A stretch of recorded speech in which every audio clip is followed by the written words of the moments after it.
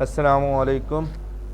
आज हम M x Excel की सेकंड असाइनमेंट को डिस्कस करेंगे कि अगर हमने एक्सेल की सेकंड असाइनमेंट को बनाना हो तो वो कैसे बनाएंगे।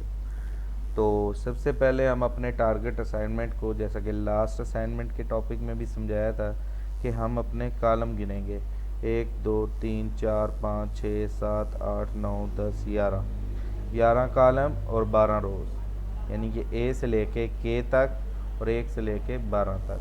तो ये हमारा मतलूबा एरिया है, इसके अंदर ये शीट बनेगी। सबसे पहले इसको बॉर्डर लगा लें। बॉर्डर कौन सा लगाना है? सिंपल बॉर्डर लगाना है।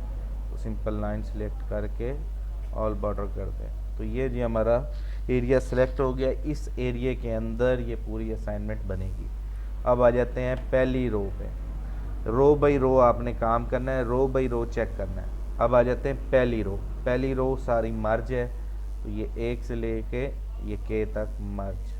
पहली मर्ज, दूसरी लाइन मर्ज, उसको ड्रैग कर दें। तीसरी लाइन, 3 नंबर लाइन, 3 3 की मर्ज है, A B C D E F G H I J K 2, 1 2 3, ये 3 मर्ज। और जब ये एक मर्ज हो जाए इसको आगे ड्रैग कर देंगे, लास्ट में बचे 2, इन 2 को भी मर्ज कर देंगे। तो ये यहाँ तक हमारी कंफर्म हो गई। नेक्स्ट हमारी असाइनमेंट का टॉपिक है आगे ए बी सी। ए बी सी छोड़कर डी से स्टार्ट करना है। डी ई 2 मर्ज होंगे, डी ई, बल्कि डी ई एफ ये सारे लास्ट तक ये अलहदा मर्ज होंगे, ठीक है। और उसके बाद 5 नंबर रो का D E F G H I J K, ये 2 2 के मर्ज होंगे, ये 2 मर्ज। और जब ये 2 मर्ज हो जाएंगे तो ये सारे खत्म। इसके बाद 6 नंबर रो खुली होगी, इधर से खुली होगी 6 नंबर, इधर से बी नंबर कॉलम, ए तंग होगा, बी खुला, सी ज़्यादा खुला। और ये इस तरीके से फिर लास्ट में 7 नंबर के 2 मर्ज। ये इसलिए मैं हिंट दे रहा हूँ कि बाद में ये समझ नहीं आएगा।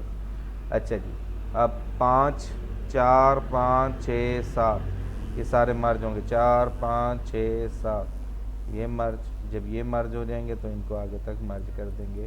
तो ये जी आपकी शीट का फ्रेम तैयार हो चुका है। बस अब आपने इसके अंदर अपना डेटा डालना है और आपकी ये सारी शीट तैयार हो जाएगी। उम्मीद करता हूँ ये फ्रेम तैयार करना आपको समझ आ गया होगा।